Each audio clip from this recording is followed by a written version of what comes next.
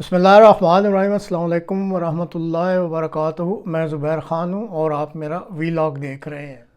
تم احمدی ہو اس لیے ملازمت ختم، اسلامی اقدار کس ملک میں زیادہ، یہ آج کے پروگرام کا موضوع ہے۔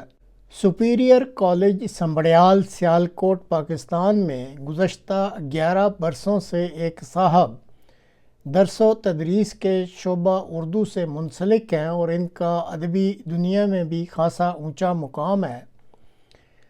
10 ستمبر کو وہ معمول کے مطابق اپنی کلاس میں لیکچر دے رہے تھے، جبکہ مختلف کلاسوں کے طلباء نے ان کے احمدی مسلک کی وجہ سے ان کے خلاف نعرے بازی اور ہلڑ بازی شروع کر دی۔ لیکچرر صاحب کو اس ہلڑ بازی کی وجہ سے اپنا لیکچر ختم کرنا پڑا، اور جب وہ کلاس سے باہر نکلے تو شرپسند طلباء ان کو مارنے کے لیے ان کے پیچھے دوڑے۔ انہوں نے بڑی مشکل سے اپنے آپ کو بچایا اور ساتھ والے کیمپس میں جا کر کالج کی انتظامیہ کو ساری صورتحال بتلائی۔ اسی دوران شرپسند عناصر کی طرف سے ان کے خلاف دوبارہ نعرے بازی اور ہلڑ بازی شروع کر دی گئی۔ وہ بچ بچا کر اپنے ایک دوست کے گھر چلے گئے۔ اس ساری ہلڑ بازی کے دوران کالج کی انتظامیہ بہرحال خاموش تماشائی بنی رہی۔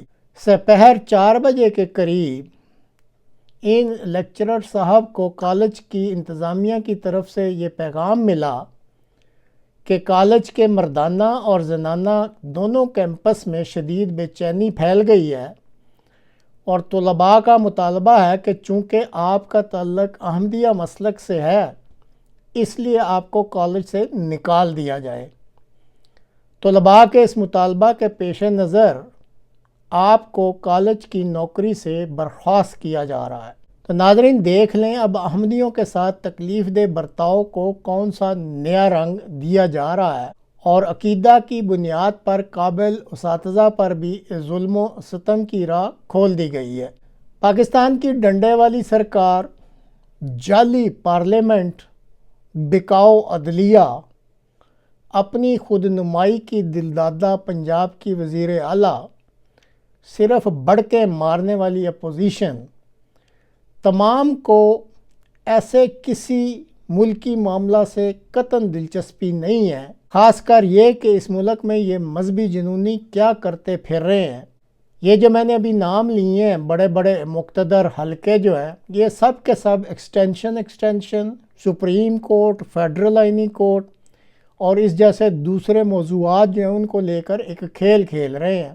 نام نہاد مذہبی اسکالرز جن میں مفتی تقی عثمانی، مفتی منیب، سعد رضوی اور انجینئر مرزا جہلمی اور اسی قبیل کے کئی اور بھی نام نہاد علماء شامل ہیں، وہ سارے کے سارے ایک دوسرے کے آباء و اجداد اور پرانے بزرگوں کو ذلیل اور رسوا کرنے پر ہی تلے ہوئے ہیں۔ اس ملک کے باشندوں کا جو اخلاقی جنازہ نکل رہا ہے اس کے بارے میں کسی مذہبی شخصیت کو قطعاً کسی قسم کی پرواہ نہیں ہے۔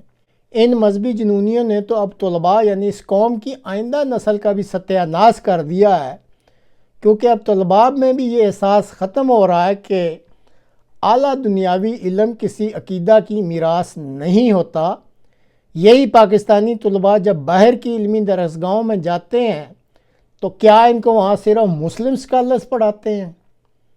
اب تو یورپ کی بڑی بڑی درسگاہوں میں ان کی اطلاع کے لیے یہ عرض کر دوں کہ احمدی قابل ٹیچرز دوسرے مضامین کے علاوہ اسلامی تعلیمات بھی پڑھانے پر مامور کیے جا چکے ہیں۔ پاکستان میں مذہب کے نام پر یہ جو مذہبی جنونی کر رہے ہیں، اگر مقتدر حکمرانوں نے اس جنونیت کے خلاف کوئی فوری اقدامات نہ اٹھائے تو پھر اس ملک کا کیا بنے گا، اس بارے میں جو خوفناک اور خونی متوقع منظرنامہ ابھر رہا ہے وہ سامنے دیوار پر بھی نظر آ رہا ہے، لیکن کسی کو نظر آئے تو اس بارے میں وہ سوچے۔ سب نے اپنی آنکھیں بند کر رکھی ہیں۔ تو ناظرین اب آخر میں آپ ایک دلچسپ تجزیہ بھی سن لیجئے کہ اسلامی اقدار جو قیامت تک کے لیے بہترین اقدار ہیں، ان پر زیادہ عمل درآمد کن ممالک میں ہو رہا ہے۔ تو ملاحظہ کیجئے یہ دلچسپ قسم کا چھوٹا سا تجزیہ۔ दुनिया में मुस्लिम्स और इस्लामिक कंट्रीज से ज्यादा non Islamic countries Islamic principles और एथिक्स को फॉलो करते हैं। मुस्लिम्स अपनी नमाज, रोजे और हिजाब इन सभी चीजों को लेकर बहुत केयरफुल रहते हैं और उसे अपनी रूटीन में भी फॉलो करते हैं। लेकिन इस्लाम सिर्फ नमाज पढ़ने या रोजा रखने से पूरा नहीं होता। इस्लाम जीवन जीने का एक तरीका भी सिखाता है, जिसे सबसे ज्यादा न्यूजीलैंड में फॉलो किया जाता है।